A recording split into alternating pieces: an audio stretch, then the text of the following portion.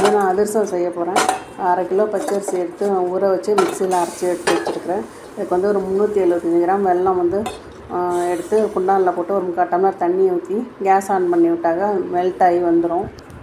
Melt ஆகினோன்னா வேறு பாத்திரத்தில் வந்து நம்ம எதில் பாகு காய்ச்சிறோமோ அந்த குண்டானை எடுத்து அதில் வந்து வடிகட்டி எடுத்துக்கலாம். இதுமாதிரி வடிகட்டுறப்ப மண் தூசி எதுவும் இருந்தால் அதில் தங்கிடும்.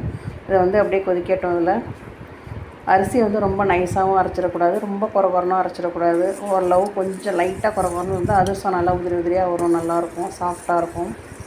இதில் வந்து நான் ஒரு கால் ஸ்பூன் கொஞ்சோண்டு உப்பு போட்டுக்கலாம் அதுக்கு இந்த பாகில்.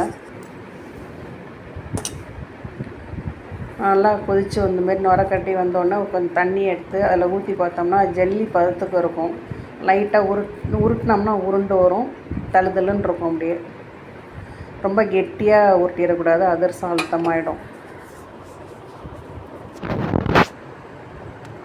இந்தமாரி உருட்டை வரும், அதுதான் இதுக்கு பதம். அப்படியே நிறுத்திட்டு மாவில் கொஞ்சம் ஏலக்காய் பொடி போட்டு நல்லா மிக்ஸ் பண்ணிவிட்டு பாகு இதில் ஊற்றியும் கலரலாம், பாகில் மாவை போட்டும் கலரலாம், எப்படி வேணுமோ நம்ம சௌகரியம் தான். இதுமாரி போட்டு நல்லா கிளறிட வேண்டியது தான்.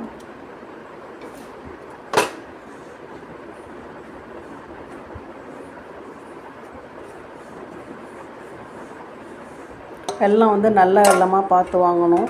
அரிசி வந்து பலகாரத்துக்குன்னு உள்ள அரிசி இருக்குது, அந்த அரிசியாக பார்த்து போடணும், இல்லைன்னா அதிரசம் வராது. எல்லா அரிசிலையும் செய்ய முடியாது. இது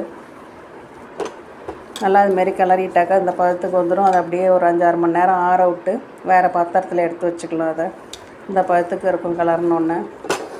இது பாகு எல்லாம் கரெக்டாக ஆயிடுச்சு. எல்லாம் ஒரு குண்டானில் எடுத்து வச்சுட்டு ஒரு 2-3 நாள் கழித்து தட்டினோம்னா மாவு கொஞ்சம் புளிச்சு போய் அதிரசம் வந்து பொசு பொசுன்னு இருக்கும்.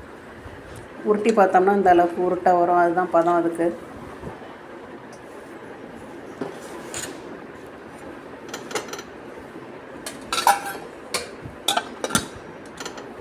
அப்படியே எடுத்து வச்சிடலாம். ஒரு 2 நாள் கழித்து தட்டுறதுக்கு ஒரு எண்ணெய் சட்டி எடுத்து அதில் கொஞ்சம் எண்ணெயை ஊற்றி, ரொம்பவும் எண்ணெய் காஞ்சிடக்கூடாது, ரொம்ப காயாமல் இருந்துடக்கூடாது. காயில் எண்ணெய்க்கா அடை மாதிரி ஆகிடும். ரொம்ப காஞ்சிட்டா மேலே தீஞ்சு போயிடும், உள்ள மாவு அப்படியே இருக்கும்.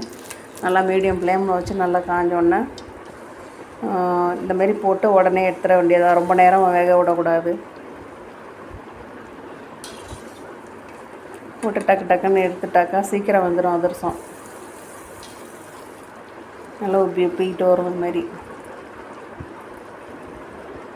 எல்லா மாவையும் இதுமாரி போட்டு எடுக்க வேண்டியது தான். நான் வந்து ரொம்ப பெருசாகவும் தட்டல, ரொம்ப சின்னதாகவும் தட்டல.